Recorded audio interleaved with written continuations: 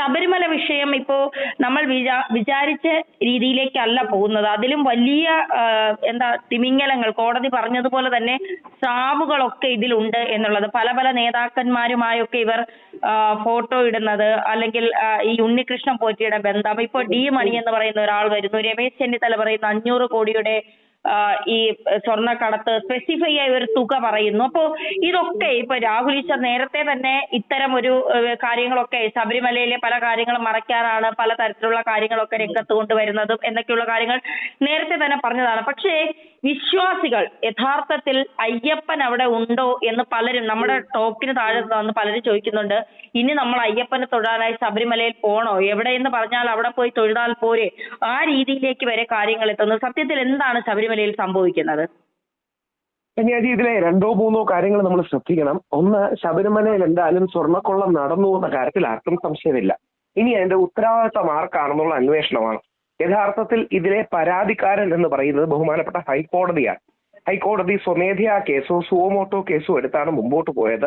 അത് ഒരു ഘട്ടത്തിൽ വന്നപ്പോൾ ആദ്യ ഘട്ടത്തിൽ SIT നന്നായിട്ട് അന്വേഷിച്ചു. എന്നാൽ രണ്ടാം ഘട്ടത്തിൽ ഡിസംബർ 4-5 ശേഷം ഹൈക്കോടതി തന്നെ സൂചിപ്പിച്ചതുപോലെ, ജസ്റ്റിസ് ബദറുദ്ദീൻ സൂചിപ്പിച്ചതുപോലെ അന്വേഷണത്തിന്റെ വേഗത കുറഞ്ഞു, മന്ദഗതിയിലായി തുടങ്ങിയ കാര്യങ്ങളും വിമർശനങ്ങളും വന്നു. അവിടെയാണ് രമേശ് ചെന്നിത്തലാജി അടക്കം നല്ല രീതിയിൽ ഒരു ഇന്റർവെൻഷൻ നടത്തുകയും ഇതിന്റെ ിലേക്ക് വെളിച്ചം വീശുകയും ചെയ്തു. അതിൽ എത്രമാത്രം കൂടുതൽ ആഴത്തിൽ അന്വേഷിക്കണമെന്നും വസ്തുതകൾ എന്താണെന്നും ഇനിയും നമുക്ക് അറിയേണ്ടിയിരിക്കുന്നു. അവിടെയാണ് ഇത് ഒരു രാഷ്ട്രീയ പോരിനപ്പുറം ശബരിമലയിൽ നിന്ന് നഷ്ടപ്പെട്ട സ്വർണം തിരിച്ചു കിട്ടാനുള്ള ഒരു വഴി കൂടിയാകണം. തീർച്ചയായിട്ടും അതിനൊരു underlying sub text of politics ഉണ്ട്, ഇല്ലെന്ന് പറയാൻ കഴിയില്ല. കാര്യം CPM-മായി ബന്ധപ്പെട്ട ആൾക്കാരാണ് അതിന്റെ ഡിസിഷൻ മേക്കേഴ്സ് ആയിട്ടിരുന്നത്. അതുകൊണ്ട് തീർച്ചയായിട്ടും വേണം.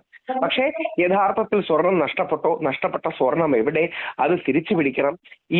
ഇവർ തന്നെയാണോ, അതിന്റെ പിന്നിൽ ആരെങ്കിലും നിൽക്കുന്നുണ്ടോ? ഏറ്റവും പ്രധാനം, യഥാർത്ഥത്തിൽ ഇതിന്റെ കോർ എന്ന് പറയുന്നത്, ഓർക്കുക, നമ്മൾ ആരുമല്ല, ഹൈക്കോടതി സുഭാഷ് കപൂർ മോഡൽ എന്നൊരു കാര്യം ഹൈക്കോടതിയുടെ വിധിന്യായത്തിൽ എഴുതി വെച്ചു. ഓറൽ ഒബ്സർവേഷൻ പോലും അല്ല. അങ്ങനെ സുഭാഷ് കപൂർ മോഡൽ എന്ന് പറഞ്ഞാൽ 1100 മുതൽ 1500 കോടി വരെ വ്യാപിച്ചു കിടക്കുന്ന ഒരു ആന്റിക് സ്മഗ്ലിംഗ് മാർക്കറ്റാണ്. സമാനമായി ഈ ഡി മണി എന്നോ അല്ലെങ്കിൽ ഏതെങ്കിലും ഒരു മണിയുടെ നേതൃത്വത്തിൽ പഞ്ചലോക വിഗ്രഹങ്ങൾ ശബരിമലയിൽ നിന്നും മറ്റു പല അമ്പലങ്ങളിൽ നിന്നും കടത്താൻ ശ്രമമുണ്ടായോ തുടങ്ങിയ ചോദ്യങ്ങൾ വളരെ പ്രസക്തമാണ്. അതിലേക്കാണ് ഇത് ഒരുപക്ഷെ എത്തുക. ഇനി SITക്ക് 2-3 ആഴ്ചയും കൂടെ മാത്രമേ ഉള്ളൂ. SITയോടൊപ്പം തന്നെ ED അന്വേഷിക്കണമെന്നാണ് ഞാൻ മനസ്സിലാക്കുന്നത്. അതോടൊപ്പം ശ്രീ രാജീവ് ചന്ദ്രശേഖർ അടക്കം CBI അന്വേഷണത്തിന് വേണ്ടി കൊടുത്തിട്ടുണ്ട്. തുടങ്ങിയ കാര്യങ്ങളും വരുന്നുണ്ട്. അപ്പൊ എന്തായാലും ശബരിമലയും സ്വർണ്ണവും ഒരു കാര്യം നമുക്ക് ഉറപ്പിക്കാം, എന്തായാലും ഏതാനും ലക്ഷങ്ങൾക്ക് വേണ്ടി ആരും ഇത് ചെയ്യില്ലല്ലോ. 10, 20, 30 ലക്ഷത്തിന് വേണ്ടി ആരും ഇത് ചെയ്യില്ലല്ലോ. അപ്പൊ ശബരിമലയിൽ യഥാർത്ഥത്തിലുള്ള സ്വർണ്ണപ്പാളികൾ മറച്ചു വെക്കുകയോ മുറിച്ചു വെക്കുകയോ ചെയ്തു എന്ന് അനുമാനിക്കാൻ മാത്രമേ ഈ അവസരത്തിൽ നമുക്ക് പോസിബിൾ ഉള്ളൂ. അല്ലെങ്കിൽ it has to be prove like that. കാര്യം haste and plunder of gold എന്നൊക്കെ ബഹുമാനപ്പെട്ട ഹൈക്കോടതി പലതവണയായി പറഞ്ഞിട്ടുണ്ട് എന്നുള്ള ഒരു വസ്തുതയാണ്. അപ്പൊ ഹൈക്കോടതി പോലും ഇത്രയും ശക്തവും വൈകാരികവുമായ ഭാഷ അവരുടെ വിധിന്യായങ്ങളിൽ ഉപയോഗിക്കുമ്പോൾ ഇതിന്റെ പിന്നിൽ വലിയ രീതിയിൽ തട്ടിപ്പ് നടന്നിട്ടുണ്ട്, കൊള്ളയും കവർച്ചയും നടന്നിട്ടുണ്ട് എന്ന് അനുമാനിക്കാൻ മാത്രമല്ലേ സാധാരണ ജനങ്ങൾക്ക് കഴിയൂ. മാത്രമല്ല, അനധിസാധാരണമായി ജസ്റ്റിസ് ബദറുദ്ദീന്റെ ബെഞ്ചിൽ വളരെ രൂക്ഷമായ പരാമർശങ്ങൾ SITക്കെതിരെ, അല്ലെങ്കിൽ SITയെ ഡിസപ്രൂവ് ചെയ്തുകൊണ്ടോ SIT പറയുന്ന ചില കാര്യങ്ങളിൽ സംശയം പ്രകടിപ്പിച്ചുകൊണ്ടോ അന്വേഷണം മന്ദഗതിയിലായതുകൊണ്ടോ എന്ന കാര്യങ്ങൾ സൂചിപ്പിക്കുകയും ചെയ്യുന്നുണ്ട്. അപ്പോൾ ഇനിയും ഈ 2-3 ആഴ്ച കേസ് എങ്ങനെ പോകുന്നു എന്നുള്ളത് വളരെ കൗതുകത്തോടെയും വളരെ പ്രതീക്ഷയോടെയുമാണ് വിശ്വാസികൾ കാണുന്നത്. ഒരു കാര്യം കൂടെ ചോദിക്കട്ടെ. ഈ ശരിയാണ്, ശബരിമലയെ സംബന്ധിച്ചിടത്തോളം വലിയ രീതിയിലുള്ള കൊള്ള നടന്നിട്ടുണ്ട്. അത് അയ്യപ്പ വിഗ്രഹത്തെ തട്ടിക്കൊണ്ടു പോകുന്ന, അല്ലെങ്കിൽ അത് കവർച്ച ചെയ്യുന്ന തരത്തിലേക്ക് ആ കൊള്ള മാറിയിട്ടുണ്ടോ എന്നുള്ളത് ഇനി അന്വേഷണത്തിൽ തെളിയണം. മാത്രമല്ല, ഇവിടെ പത്മനാഭസ്വാമി ക്ഷേത്രത്തിന്റെ കാര്യം കൂടി പരാമർശിക്കുന്നുണ്ട്. 1000 കോടിയുടെ തട്ടിപ്പ് പ്ലാൻ ചെയ്തിരുന്നു എന്നാണ് പറയുന്നത്. അതിൽ പത്മനാഭസ്വാമി ക്ഷേത്രം ഉൾപ്പെടുന്നു എന്ന് പറയുന്നുണ്ട്. ഇത്രയും വലിയ സുരക്ഷയുള്ളിടത്തുനിന്ന് എങ്ങനെയാണ് അത് കൊണ്ടുപോകാൻ ഇവർ അറിയില്ല. എത്തരത്തിൽ ഇവർ ശ്രമിക്കുന്നത്, എത്തരത്തിലുള്ള പ്ലാനിങ് ആണെന്നൊന്നും അറിയില്ല. ഇവിടെ ഉണ്ണികൃഷ്ണൻ പോറ്റി എന്ന് പറയുന്ന ഒരു പരികർമ്മി, ആ പരികർമ്മിക്ക് ഇത്രയും ആളുകളുമായി എങ്ങനെയാണ് ബന്ധമുണ്ടായത്? അതാണ് ഇവിടുത്തെ ഏറ്റവും പ്രധാനപ്പെട്ട ചോദ്യം. ഇപ്പോ സോണിയാഗാന്ധിയുമായി ചിത്രം എടുത്തെന്ന് പറഞ്ഞിട്ട് സോണിയാഗാന്ധിക്ക് ഇതിൽ ബന്ധമുണ്ടെന്നോ അല്ലെങ്കിൽ കടകം, ഇതൊന്നും നമ്മുടെ വിഷയമല്ല.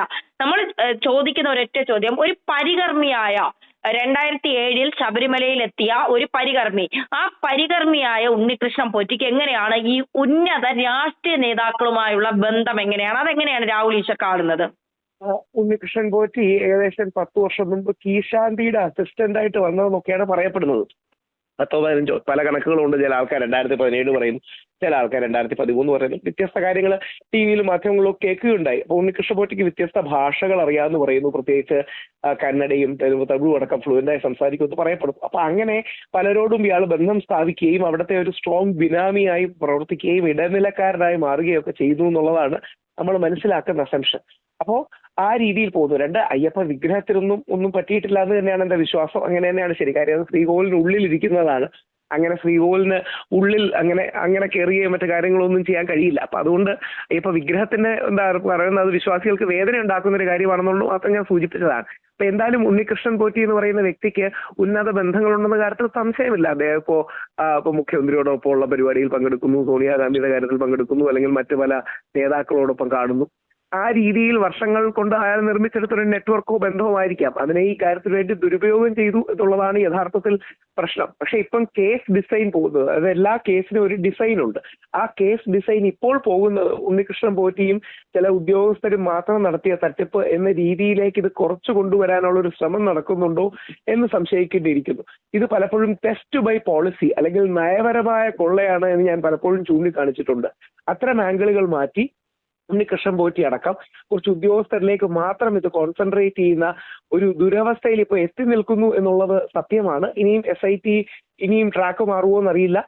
ഹൈക്കോടതിയിൽ എങ്ങനെയാണ് ആ റിപ്പോർട്ടുകളും മറ്റും വരുന്നതെന്ന് അറിയില്ല. അതുകൊണ്ട് വളരെ വളരെ സീരിയസ് ആയി നമ്മൾ ചിന്തിക്കേണ്ട കാര്യങ്ങളാണ് ഇപ്പോൾ നടക്കുന്നത്.